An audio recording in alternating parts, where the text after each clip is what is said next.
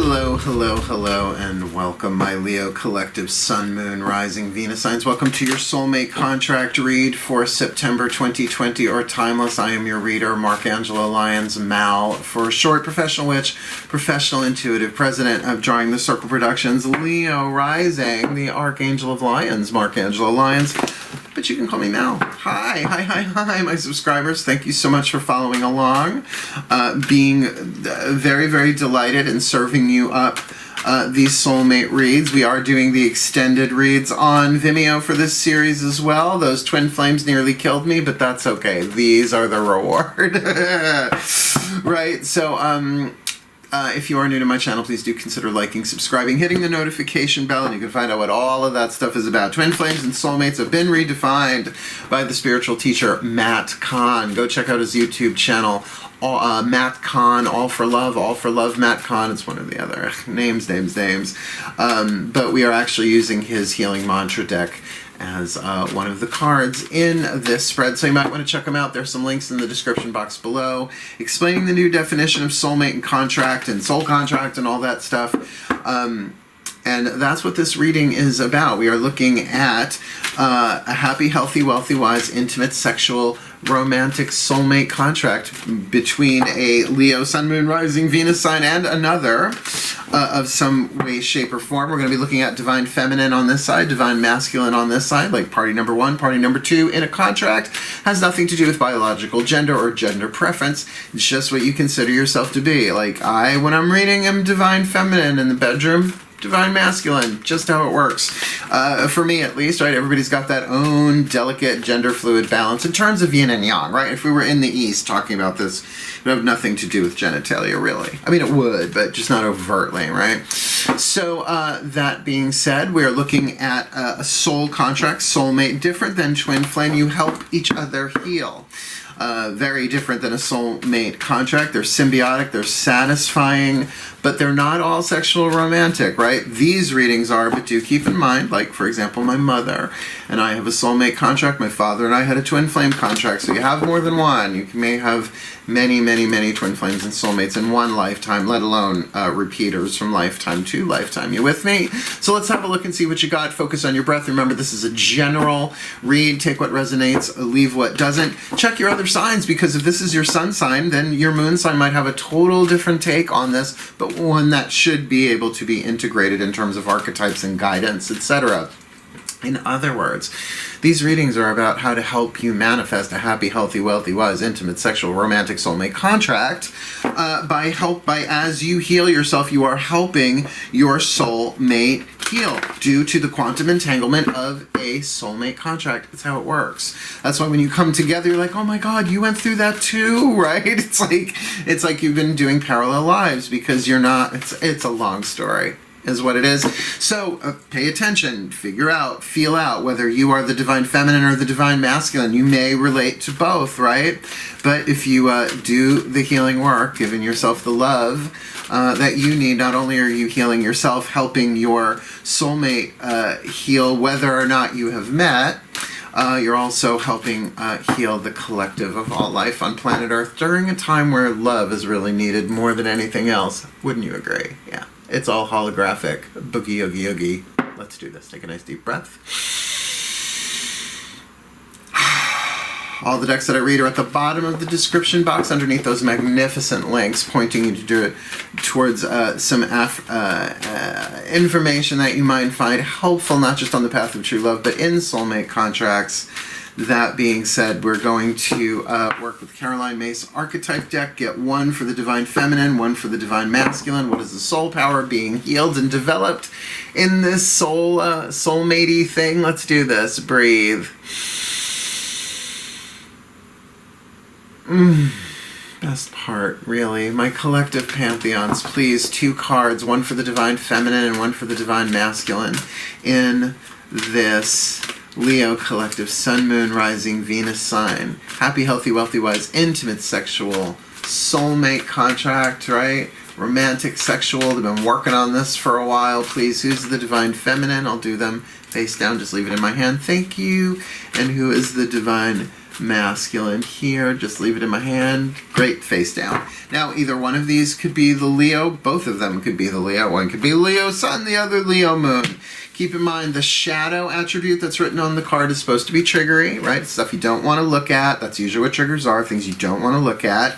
But as you heal them, you're helping your partner heal, and vice versa, right? So the light attribute's what you're shooting for, kind of, sort of. Oh, witch work. Quite literally, we've got the goddess archetype in the divine feminine. You couldn't ask for a more divine feminine archetype in the divine feminine position. And the divine masculine witch. Now, this is a card that came blank that I wrote the word witch on because she gives you those Carolyn Mace in this deck. So, yeah, the witch is an archetype, and I was just thinking about the witch archetype this morning. I do lectures, workshops on the witch archetype because there's the healing witch and the magical witch and the mystical witch and the hermit witch, right? All these different kinds. But the witch archetype in and of itself. So we'll get there because there's a lot of power in that one, obviously. We are going to look at. But let's start with the divine feminine here. If you are the divine feminine, the shadow here is exploitation of the female nature and form. Now, look, honestly, that word exploitation can be a little heavy-handed. When a woman is using her body and her sensuality, right, the female nature and form, that's their right to do that with their body. That's just where I stand with all of that. But it is in the shadow, so if it's something that you don't want people to know about, then it's not really that empowered, is it? Right? That thing of if you feel shame about it, if you don't want anybody to know about it, nothing wrong with doing it under a different name, like drag or something like that. But you get what I'm saying? Because to me, that's using feminine energy as a move of empowerment. So that's really, we'll get to that part. But if there's something where you don't want people to know, that's how you know something's in the shadow, or if you don't want to acknowledge it, right? So the light attribute, the feminine expressed through wisdom, nature, life force, and sensuality. I'm totally digging that. That's being an embodiment of the goddess, maiden, mother, crone, all of it, right? The ocean, the skies, the fire, the trees, the earth, the air, the fire, the water, return, right?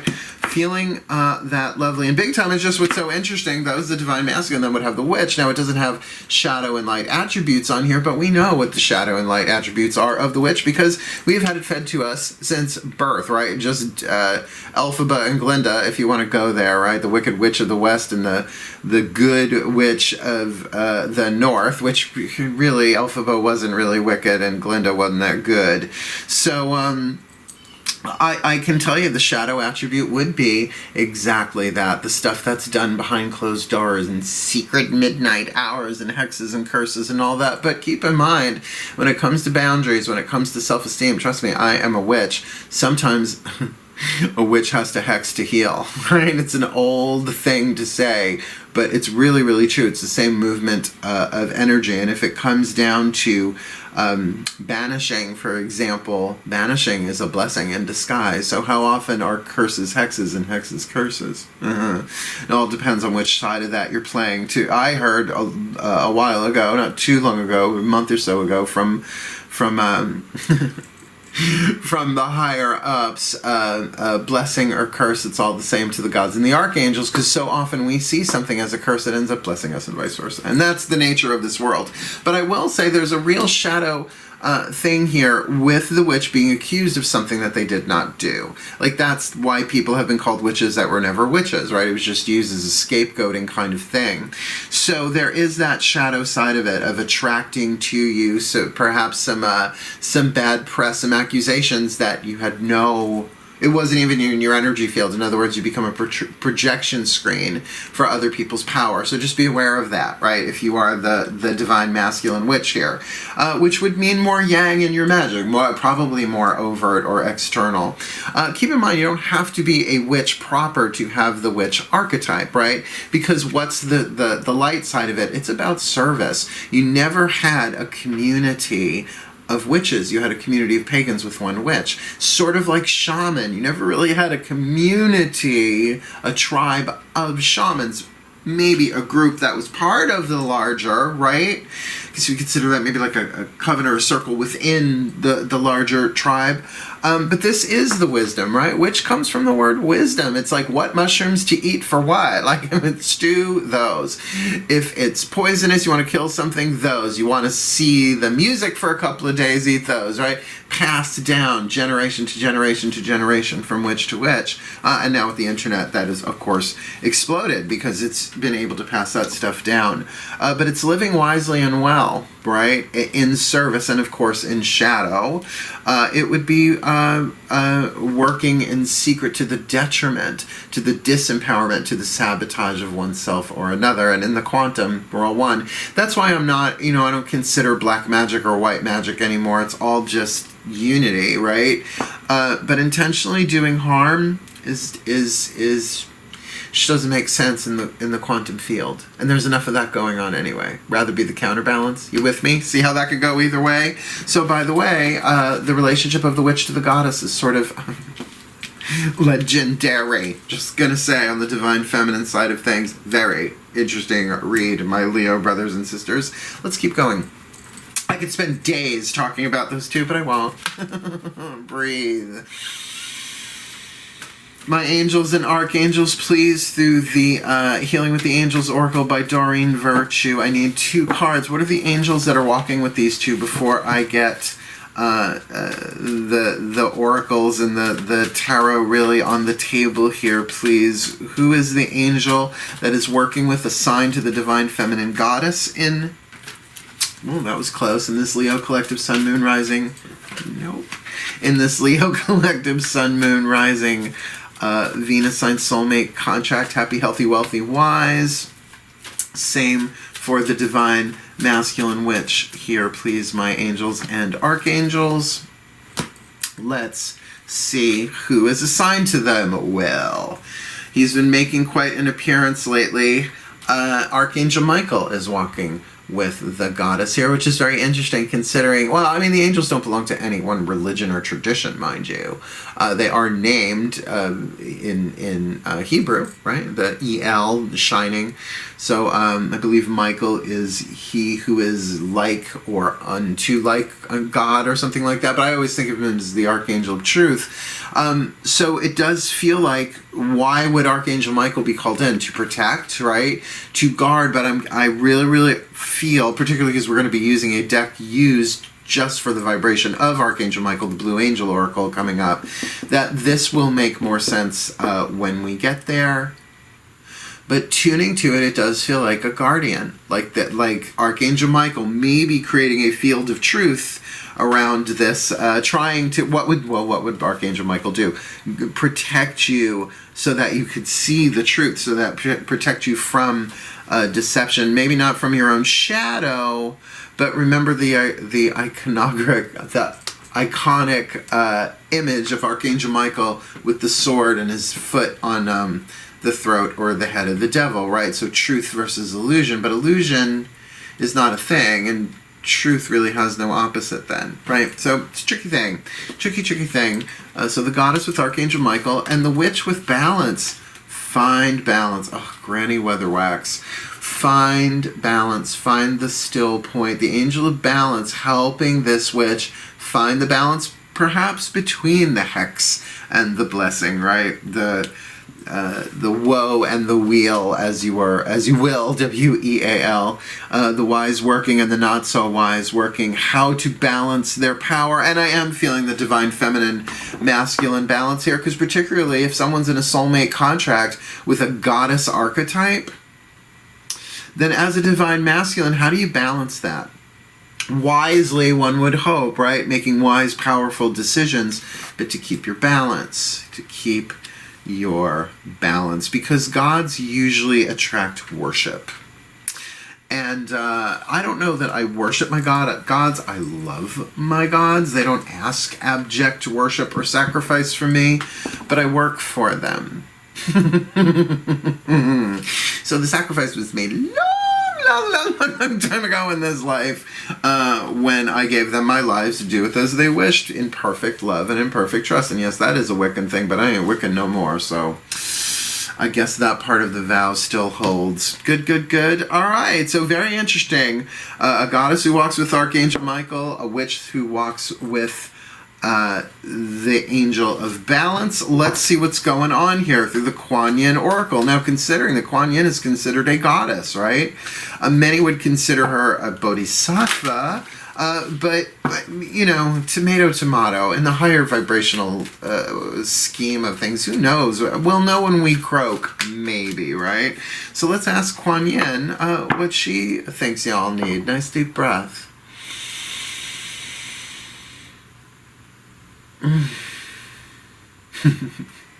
Thank you, Kuan Yin. Please, one card in clarity for this Leo collective Sun, Moon, Rising, Venus sign, happy, healthy, wealthy, wise, intimate, sexual, romantic, soulmate contract with this divine feminine goddess archetype who walks with Archangel Michael, and this divine masculine witch archetype who walks with balance. Please, what do you see and say for them? Your gift, your clarity. September 2020 or timeless. Nectar of the Lotus, card number 20. Nectar of the Lotus. I mean, that's got to be good, right? They're holding that lotus. Think of the nectar, the sweetness, the perfumey sweetness of the nectar of the lotus. I like saying that. Nectar of the lotus. Very Lillian Carter. The nectar of the lotus. The Divine Mother wishes that those who are meant to feed others be well fed too. That would be the goddess archetype right there, right? The Divine Mother wishes that those who are meant to feed others be well fed too. Your devotion to helping others has the effect of squeezing, does that say right? Of squeezing the cosmic heart chakra of the Divine Mother. I have to read that again. That sounds really intense.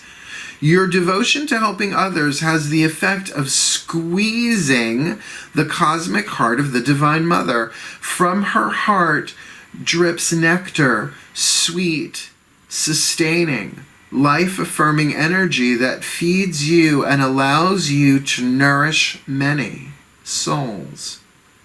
Like a sacred chalice that overflows. When you are full, well, and vital, the feeding of others happens effortlessly. You are guided to be fed now, fed with divine nectar from the heart of the Mother. Party officially turned. Whoa. The prayer, whoops, skipped a page there. I was going to say, prayer of the lotus nectar. And I love lotus perfume. It's hard to find in essential oil. It's usually a blend, but I love it. Breathe. Prayer of the lotus nectar. Beloved Kuan Yin, help me realize the connection to myself and to life, that all I need to be able to live my highest vibrational life. Is that a... Oh, sorry. Let me start again. It's another run-on sentence, that's why. Breathe. Beloved Kuan Yin, help me realize the connection to myself and to life, that I need to be able to live my higher vibrational life, where I am well, replenished, joyful, and connected to the endless flow of divine energy and life force in our universe. Please bring me clear guidance about how to best cultivate Qi now, how to be open to receive the nectar of the lotus, the life force and love of the Divine Mother for my highest good. So mote it be. Om Mani Padme Hum. Blessing of the jewel in the center of the lotus. That's really beautiful. Okay, so we've got this idea of feeding and being fed. Now, I will say, the goddess being that divine feminine, literally divine feminine, right? Goddess energy, the feminine expressed through wisdom, nature, life force, and sensuality. You can feel that overflowing potential there, but it needs to be done what? Honorably, truthfully, right? In balance, in a healthy, kind of archangel-y, divine masculine guided sort of way. So for both of them to be fed. Maybe they're feeding each other, but it does feel like individually for them to drink of that due to their service to others, to that they are feeding others. It has squeezed. I love that image. I mean, it's a freaky image at first, but that idea of you feeding others, whoever you are in this, the goddess or the witch, is elicited from the heart of Kuan Yin, this nectar of the lotus to sustain you, to feed you, and to fulfill you. It's beautiful. I'd get on that. I would. Oh, I'm right. I'm Leo rising. I can get on that. Well, I will get down on that. Come on in. Get down on that. Breathe. Archangel Michael, he's already on the table. You can't really call him a trickster, though. He's like too visible and too big to be a trickster, right? Breathe. Oh, because I have a really nice relationship with him too. Please, Archangel Michael, you big, beautiful Archangel, you, please. One card in clarity for the Leo collective, Sun, Moon, Rising, Venus signs and their happy, healthy, wealthy, wise, intimate, sexual soulmate contracts involving the goddess and the witch archetypes here, please. What is your piece of truth, your point of view on all of this, what you think they need to know or be aware of? February, September 2020, or timeless. Oh, Lapis Alexis. All right, I love this deck. They do landscape. Perspective, Lapis Alexis. Perspective, and the card number is card number 45. I love this deck too, because now all of a sudden you find yourself in a completely different universe with Archangel Michael telling you what's what. Is this the last one in the book? I think this is the last one in the book, isn't it? Isn't it? Yes, it is. It is the last card. Number 45, Perspective. I guess that makes sense. This card represents the union of light and dark. Alchemy. It is a card of transformation. Something in your life can be transformed if you look from the right perspective. Is what you see or are faced with a gate or an obstacle? Ooh. It depends on what you focus on. Something in your life right now may appear to be an obstacle, but it can also be an opening which leads you to where you yearn to go. Beautiful ideas float through the universe in pathways of light, waiting for the perfect moment to be born. It's an interesting thing here. Perspective, right? Because perspective and reality aren't always necessarily the same thing. The sun doesn't really rise in the east and set in the west, just looks that way. The planet's turning, right? But this is, it's like, so how do you want to look at it? Now, it's really saying the emotional part of this is covered, right? Emotionally, you both need to go inside and drink from the heart of, you know, the nectar of the lotus, from the love of the Divine Mother, no question, to bring the witch into balance and to really, with it almost feels like there's a cross section here in this reading. When we pop up the picture at the end, I hope I remember that, right? So remember these two oracle cards, the Kuan Yin and the Blue Angel, obviously Kuan Yin and Archangel Michael, are for the entire contract, not just on this side or just on this side. This is for both of them, helping them to balance their own masculine and feminine energy, which of course will help the other divine masculine or divine feminine. You with me? Holographic quantum reality, good gods almighty. So let's keep going. Here comes the relationship spread. I downloaded this spread in the 90s, before even the word downloaded was really a thing. It wasn't quite the metaphoric thing that it is now. It meant literally computer. Now you can download an idea. So, Daughters of the Moon Tarot, we are going to get 5 cards here to see what's going on in this relationship. I think you'll dig it. And in the extended, we will be adding the Mythic Tarot to this spread to see how the 5 cards interact with each other. It's kind of cool. Breathe. Oh, yes, my goddesses, please. I need 5 cards, the relationship spread for this Leo collective sun, moon, rising, Venus sign, happy, healthy, wealthy, wise, intimate, sexual, romantic, soul mate contract, September 2020 or timeless, for this goddess who walks with Archangel Michael and this witch who walks with the angel of balance. And I can feel the balance of the 5 elements there. For some reason, like whoever this witch is, it's like they've really managed somehow to get their fire, earth, air, and water together in alignment with spirit, or at least they're being helped with that angel there. Just got that. So please, one card. Where is this goddess archetype in this contract? The card that represents her, the card that represents this witch archetype. Please just leave it in my hands. Thank you. What is the root chakra of the relationship? The bottom line, like what's really going on? Because sometimes you just need to know what's really going on, at least in the physical of it. What is the crown chakra of the contract? Please, sort of the eagle eye view looking down if you were to see it in the larger, more spiritual perspective, that kind of eagle eye view. And what is the initial outcome, right? This is a timeless read, but it's not a forever and ever. It's not a final thing. It's just like almost like at the end of this passage or at the end of this chapter.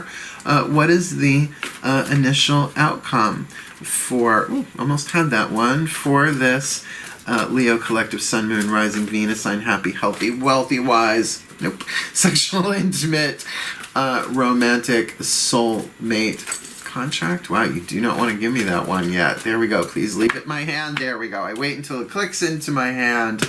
Let's have a look-see-dooksy. So we're going to start with the Divine Feminine, ladies first, even though it can be a guy. And with this Archangel Michael card, totally could be like learning how to find the truth about their own Divine Feminine Goddess energy, which is in all of us, right?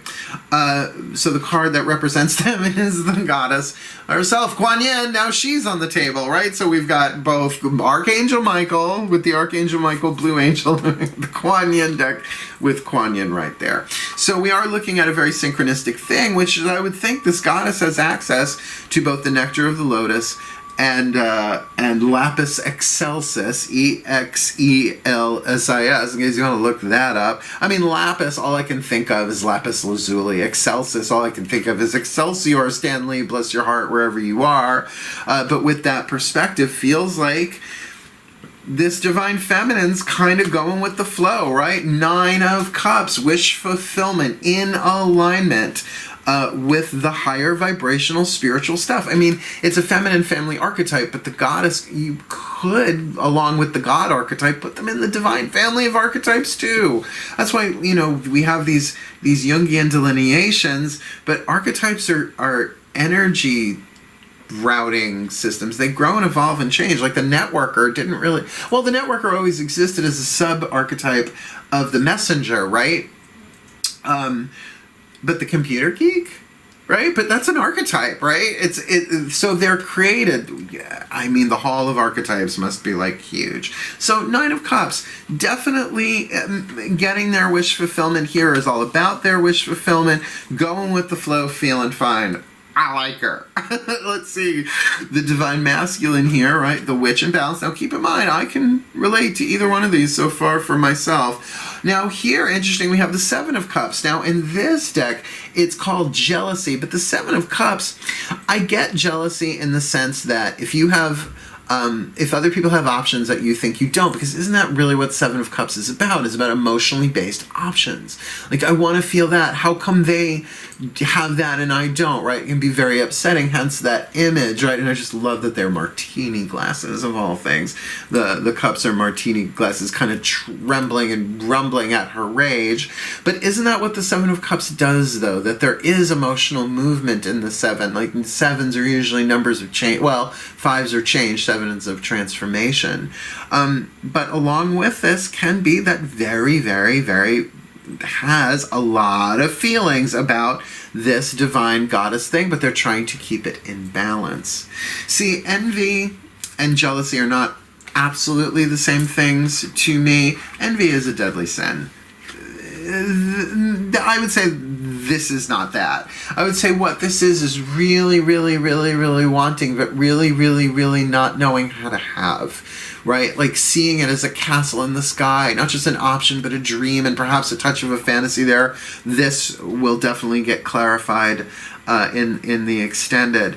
But there is no question. There is emotion on both sides here, but with the Angel of Balance, the witch is trying to deal with this wisely, and I kind of dig that. It's like I said, there's something about their elements are in balance here, where even though the situation that they are in may not be optimal where they are, we'll see that next in the bottom line here, there's cups on both sides. There's emotions here. They love each other. Well, and the decision must be made, the lovers. The lovers at the root. This is, it's a romantic sexual contract. But when you have the card of the lovers at the root, right? The bottom line here is that these two are sort of meant for each other, at least for right now, but a decision has to be made. The lovers is always about a life-changing decision, not just a choice. There's our first major arcana card. Let's see what's in the crown here. The Virgo card. Now that's interesting. Now that doesn't necessarily mean there's a Virgo involved here. I don't know that that would be in the crown chakra of a reading, but it does definitely say, talking about that 6th house energy, right? Service, occupation, and occupation by what you are occupied with, health, healing, what is healthy, what is balanced, right? The accounting that comes with the Virgo, because we're in Virgo season now as we're doing this month of September. I am a Virgo. Oh, my birthday's on Sunday, by the way, and the full moon in Pisces. There, you know already if you've been watching my channel. But I know a lot about Virgos because I am one, but I will say that there is also a piece of a crown chakra analysis going on, right?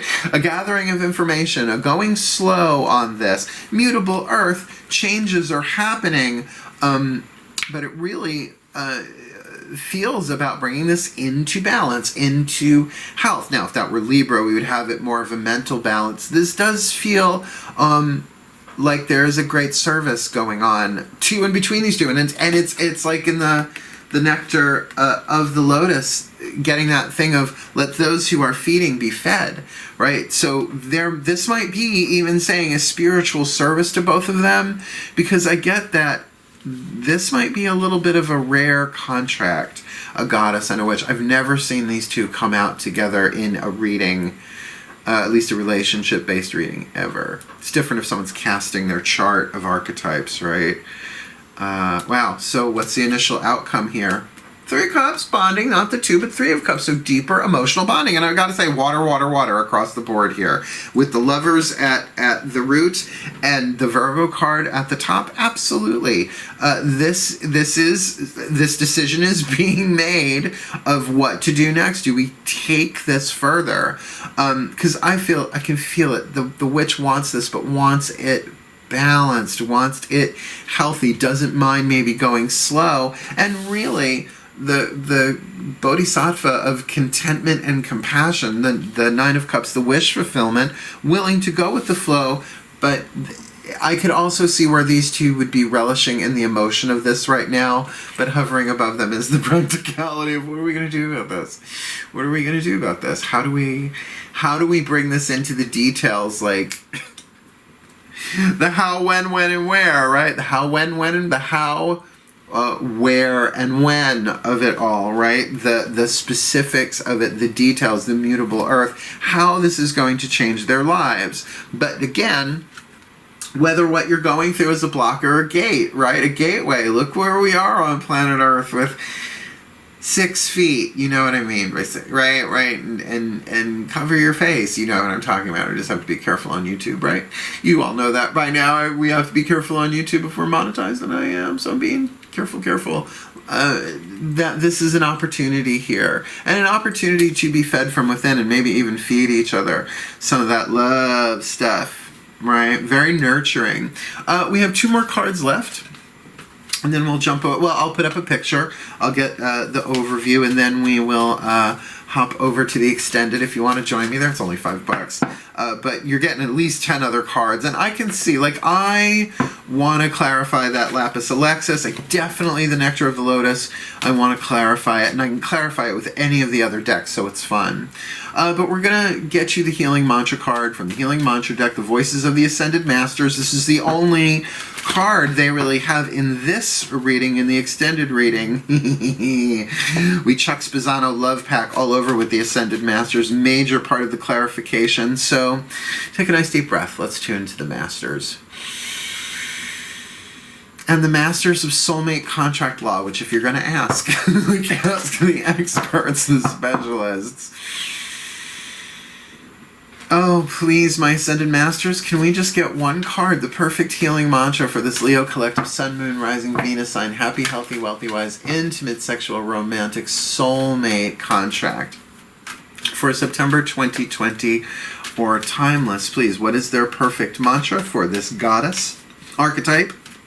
Divine Feminine who walks with Archangel Michael, and this Divine Masculine Witch who walks with the Angel of Balance, please. Their perfect their perfect mantra, September 2020 or timeless, is balancing the brain. I can be and do all at once. This is very yin and yang. I can be and do all at once. Balancing the brain. I just had this the other day, and I have to say, using it as a personal mantra, I got an incredible amount of things done staying in the present moment, which might very well be part of this too. But let's see what Mr. Khan has to say. No, I've said it before, I'm very pro-Khan. Matt, Chaka, Madeline. Not so much Kubla and Genghis, though. They were bad boyfriends, I remember. I can be and do all at once. When the brain is balanced, you are no longer bouncing back and forth between being and doing. Simple enough. You allow each action to be expressed from a space of mindfulness, peace, and ease. Don't worry about the decision making right now. Be as you do right now. Don't be too far into the future. In a balanced brain, each inner battle has been won, which makes it easier to navigate around those whose minds are still entrenched in conflict. Right? Being in the present moment, allowing inspiration to guide the action can actually navigate you away from people that you might not be ready to rendezvous with, or vice versa. Yep. From this space, you are able to do all that needs to be done while operating from your soul's natural state of being. This mantra is ideal for reducing stress at work, being a more mindful parent, and increasing levels of accountability. And I'm going to go with that, increasing levels of accountability here. Because of the card of balance and because of Archangel Michael on the table twice, well, he was going to be anyway, with the Blue Angel Oracle.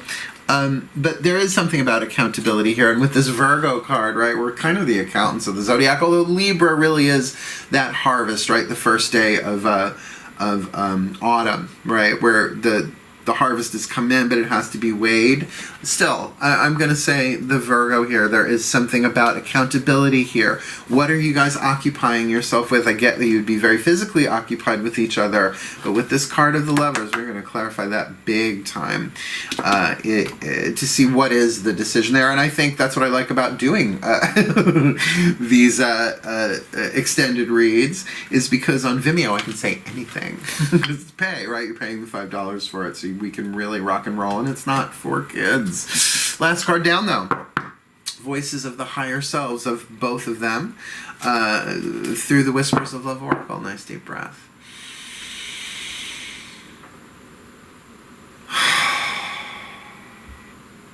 Here we go. The higher selves of both of these in this Leo collective Sun, Moon, Rising, Venus sign, happy, healthy, wealthy, wise, intimate, sexual, romantic, soulmate contract. What have you got for them? What is the piece of information, inspiration, or insight that you would like to impart for this divine feminine goddess archetype who walks with Archangel Michael, and this divine masculine witch who walks with the Angel of Balance in the soulmate contract? September 2020 or timeless spiritual connection. This card has been coming up a lot. It's been coming up in the particularly in the extended reads. Spiritual connection. This relationship has a connection that goes beyond this lifetime. All right, so there you go. So now you know there's a past life thingy going on here, and I gotta say, it does not feel karmic. To me, I've totally redefined the karmic relationship as twin flame. Absolutely, no question.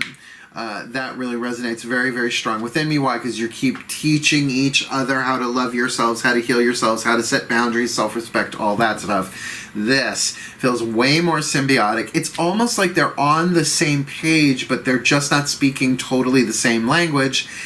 And I have to say, there might be a touch of worship here for the divine masculine toward the divine feminine, right? The witch and the goddess. I mean, last night I drew down the moon, and apparently Circe spoke through me. That people don't think of her as a goddess. She is half Titan, half sea nymph, which, you know, if you're going to make it work and live on an island, turning men into pigs and other animals, which really isn't that hard. All they need is a little push. Most of them are halfway there. Anyway, it's bringing them back. That's the hard part. Then I can really feel the love and the worship here. And that's why I really feel like this goddess has to be in her integrity, right? And maybe to protect him as well by saying, look, I may even feel, I may even be, but, you know, there's a dark side to every archetype, too. Nobody, if they're in a body, is totally perfect, although I cut the Dalai Lama off a lot of slack. I mean, he's the Dalai Lama. Hello, Dalai Lama. So let me pop up the picture. We've got all the cards on the table. Let's see what else they show me. Nice deep breath. Magic clap. Because we have got the goddess archetype for this divine feminine, the shadow attribute, exploitation of the female nature and form, shooting towards the light attribute, the feminine expressed through wisdom, nature, life force, and sensuality. And with that exploitation, walking with Archangel Michael, that just can't go on, right? It has to be done in truth and honor with him. And this is a soulmate contract. So the soul is getting its needs met rather than the ego getting its wants. Because, as I said, the divine masculine here has the light attribute of the the archetype of the witch. The light attribute, of course, being in service. The wise being, right? The one who learns from experience, passes that experience on. Definitely a job title to me. I am a professional witch in that way, but certainly someone who walks in wisdom. You could say a wise man or a wise woman. The shadow attribute would be obviously abusing that power, using that wisdom in a way to do deliberate harm. And there's all sorts of boundaries on that, right? For each individual. There's no one creed for every witch. It's like herding cats. Trust me, I was a high priest. I know, right? So it's to each to find their own balance and to have that angel of balance walking there. That there might be some imbalance issues here. This might be a witch. I don't feel like this is somebody who is new necessarily to this wisdom path that they are on, and I would say the witch is a hybrid between the wisdom family and the divine family. Perhaps not every witch has that divine part of it, but definitely the wisdom part of it is there. There's a lot of learning, a lot of practice going on there, that they need to keep that in balance here.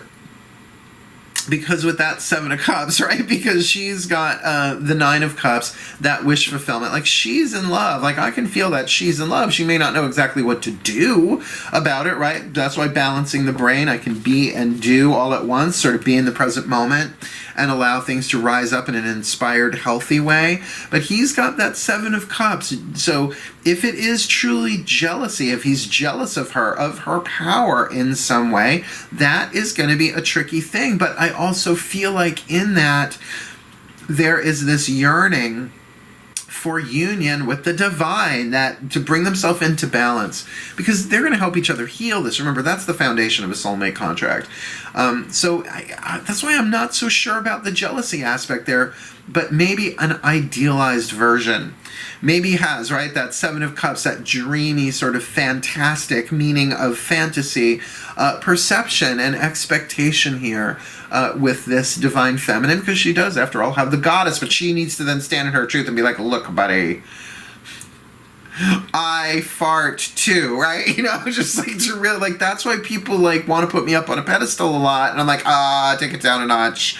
That's why I curse so much, all right? Just so that people get, and no one's perfect. We're all in process here, again, except maybe the Dalai Lama, because he's so cute. The bottom line here, though, for these two is the card of the Lovers, no question, with spiritual connection right next to it, right? And I can be and do all at once right next to that, the balancing of the masculine and feminine here.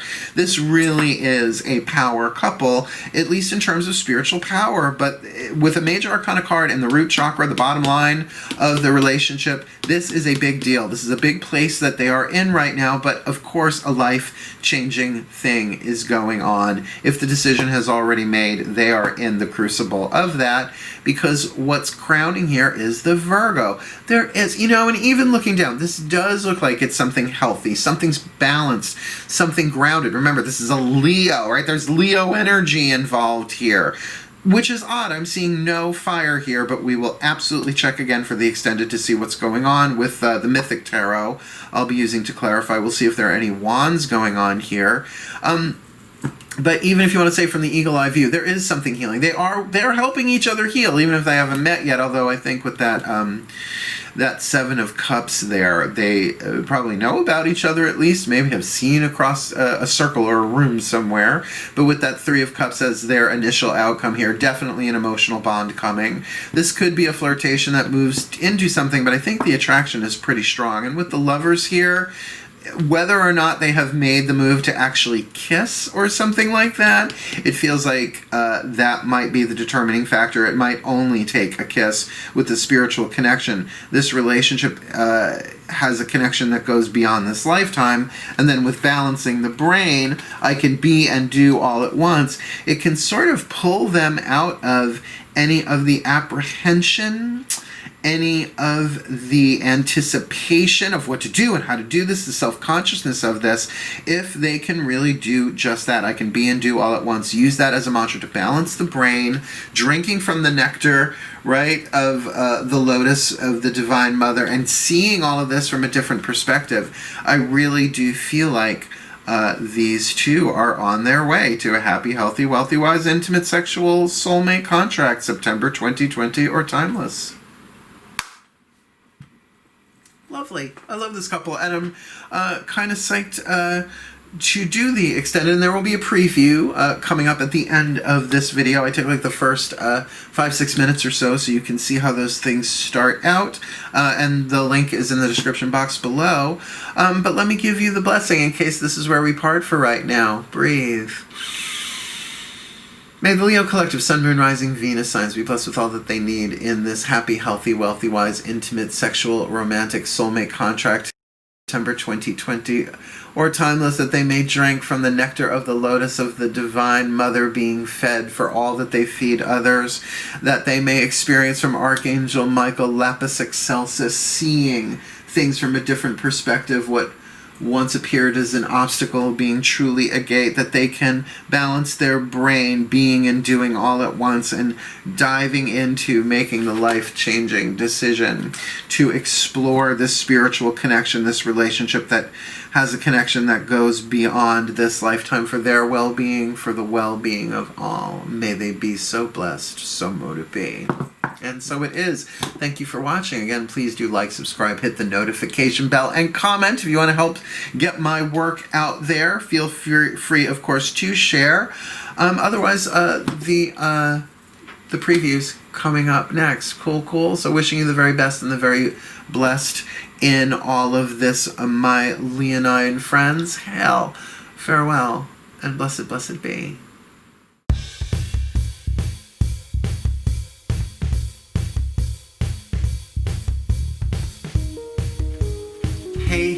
Hey, welcome back, my Leo Collective Sun, Moon, Rising, Venus signs. Thank you for making the jump over to Vimeo. I really appreciate it. For that $5, I'm going to get you a lot of bang for those $5. And here on Vimeo, I can be a little bit looser with my language. So let's dive in. Really, I just hit the stop button, took a quick break, came right back. I mean, really, it was a minute, if that, because this feels really cool. Come on, a goddess with Archangel Michael, right? A goddess archetype, divine feminine with Archangel Michael in her field. That's intense. And a divine masculine witch with balance. I am so into seeing what this is, considering I might have a a dog in this hunt. I don't know what that term is. I have cats, and cats, a little hard to organize in a party. So take a nice deep breath. We're going to use the Mythic Tarot to do some clarification here. Like, for instance, I'm going to create the lenses, how each one experiences the bottom line, the eagle-eye view, and the initial outcome, right? So that helps to clarify. Interestingly enough, it can talk about perspective, which we have here in this Lapis Excelsis card. So take a nice deep breath. Ladies first, we'll start with the divine feminine goddess archetype who's walking with Archangel Michael, represented by the Nine of Cups. What is her experience? My gods, please, how does this divine feminine experience this Nine of Cups in relationship of this decision, this card of the Lovers? What is the connective tissue? How they, the Nine of Cups, experience that card of the Lovers? Please just leave it in my hand. These would be more external anyway. Divine masculine. Ooh, the Three of Swords. Now, that says a buttload, right? This can say that this divine feminine, right? Very happy by herself. Nine of Cups, goddess archetype, whole and complete, and no kidding, that's the truth, right? Guarded, protected, boundaried, but in a healthy way, right? One would think, with truth. But perhaps some heartbreak. I mean, Three of Swords to me, I'm a bit of a tarot purist in that sense, because even in the Rider-Waite deck, the heart isn't broken, it's pierced to get to the heart of the matter, which I think is a much clearer thing, because heartbreak would be emotional, right? It would be a cup, but I am feeling like she is getting to the heart of the matter here. Now, these two are going to help each other heal anyway. That is the soulmate contract, even if they never meet. The point is do you want to meet here? And it does feel like she's doing a bit more getting to the heart of the matter of what it is that she really wants and can handle. She's still thinking about this one. Possibly influenced because of pain and heartbreak from the past. I mean, who ain't got that going on? I mean, unless it's your first love, but I mean, who gets a soulmate their first love? Oh yeah, we met when we were 5. I mean, I know that stuff happens. I know, we hear stories of that happen. I'm like, nice life. But usually those couples are burdened with things that are just overwhelming, so they have each other to get through it. And that's a different kind of soul contract, right? Let's look for this divine masculine witch. Walking with the angel of balance is represented by the Seven of Cups, that card of jealousy, but also can be, I can still feel that sort of like fantastic castles in the sky emotions about this divine feminine, maybe putting her up on a pedestal, right? And this is a spiritual connection. They might have done this before. They just said they've definitely done this before, again and again and again. So please, can you clarify that for me, my gods? How does this divine masculine witch with the angel of balance, represented as the Seven of Cups, experience that card of the Lovers as the root chakra of this relationship? Interesting. The Queen of Pentacles, stable, secure. The Taurus card, fertile earth, willing to not settle down like settle for, but to really bring great value, stability, care, nurturance. I feel a very strong desire, let's put it that way, calling, attraction, magnetic pull for this witch to take care of this goddess like a priest or priestess would be a channel of their gods. I mean, it's symbiotic. It's a symbiotic relationship, but that's why this angel of balance, I mean, there is a divine, I'm not going to come right out and say this is absolutely a true love relationship. It's a soulmate contract, true love contracts, but there's a nice touch of it. It's true. If true love really is the embodiment of divine love, I wonder, because it is sort of the ancient role of, like the goddess and the god, right? It's like the hunter, the protector, right? The divine masculine here is the antlered witch with this primordial divine feminine goddess thing. But remember, this is Leo, right? We're dealing with Leo energy. We're dealing with Leos here. So they gotta really keep this stable and keep this thought out. So let's see how the divine feminine goddess archetype, represented as Kuan Yin, the Nine of Cups, who remember, she really feels like, no, I'm good. Like, I'm feeding the people who I'm supposed to. I'm being fed. Really feel like she's in tune with that.